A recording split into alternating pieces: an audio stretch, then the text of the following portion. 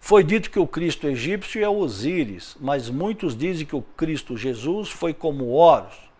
Então, de fato, como explicamos até agora há pouco numa outra questão, todo aquele que no Antigo Egito ele alcançava determinar os graus mais elevados, ele se tornava um osirificado, ou seja, Osíris era o nome dado pela cultura egípcia ao Cristo cósmico do planeta Terra.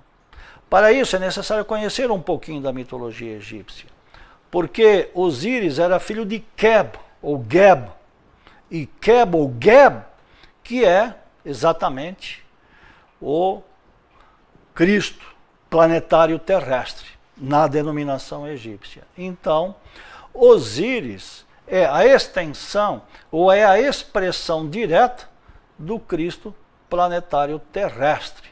Então, aqueles que efetivamente desenvolviam em si, ou encarnavam os princípios necessários, se unificavam a Osíris, que é a extensão do próprio Cristo terrestre.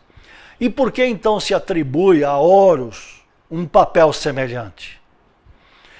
É o princípio que Horus, e nas sucessões mitológicas, todas de um modo geral, se percebe essa constância, né? Ou essa constante. O filho, com o passar dos anos, dos tempos, das épocas e das eras, ele se torna o mesmo pai. É como se o pai renascesse na figura do filho. Então, Horus vem a ser a própria expressão de Osíris, assim como Osíris, por sua vez, é a própria expressão de Keb ou de Geb. Então, por isso que, não exatamente Jesus, mas o Cristo, que se expressou, que se expressava, se manifestava, e que falava através de Jeshua ben Pandirá, é exatamente a mesma força. Tinha os mesmos atributos, os mesmos poderes, a mesma realidade, só que, evidentemente, o cenário era diferente. E o Cristo, de fato, o Cristo Jesus, ele, na sua época, ele encarnou e expressou, sintetizou, reuniu em si mesmo, praticamente, todos os atributos que eram dados a outras divindades que eram conhecidas, então, até o seu tempo. Mas isso não ocorreu só com Jesus. Pelo menos a cada 2160 anos, em mudanças de eras, alguém aparece.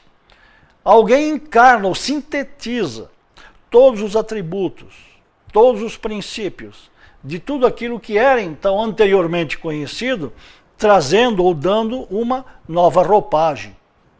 Nós tivemos agora, no século XX, exatamente, através de Samael Aun Weor, essa mesma síntese.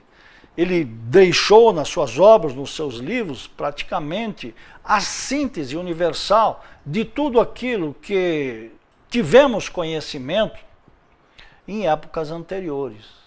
Dentro da gnose atual, que ele deixou reunido, sintetizado, em seus livros, em suas obras, ele nos traz, desde a sabedoria de Hermes, desde a sabedoria amentina do Egito, muitos princípios que eram estudados e muito conhecidos na Atlântida, nos fala das 7 raças, nos fala da história de outras civilizações que já desapareceram do planeta, ou que estão sob as águas dos oceanos, ou que ainda, em algumas regiões do planeta, restam monumentos que foram edificados e construídos naquela época.